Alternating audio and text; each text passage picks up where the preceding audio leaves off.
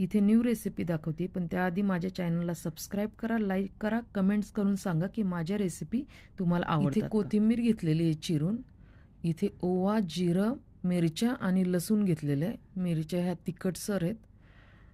इथे मी परातीत सगळ्या कोथिंबीर धुवून घेतलेली, त्यामध्ये हे वाटण होतं मिरच्या, लसूण, जिरी आणि ओवाचं, ते वाटून टाकलेलं आहे.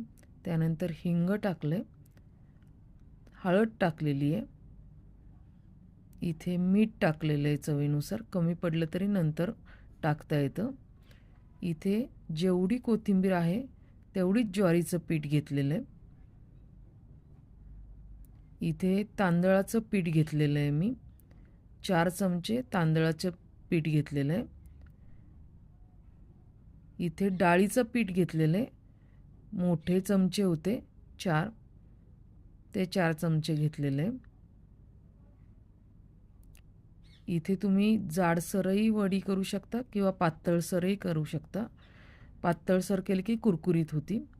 हे असं चांगलं मळून घ्यायचं आहे. असा गोळा झालेला आहे तयार.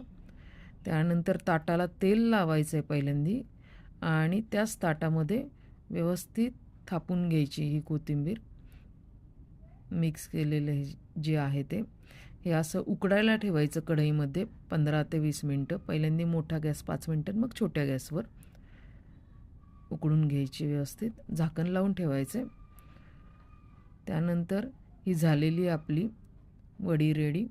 इथे तुम्ही तळूही शकता किंवा मग शालो फ्रायसुद्धा करू शकता आणि 2-3 दिवसही टिकते चांगली. फ्रीजमध्ये झाकून ठेवायचं आणि हा व्यवसाय म्हणूनही कोथिंबीर वडीचं करू शकता. आणि माझ्या चॅनलला सबस्क्राईब करा.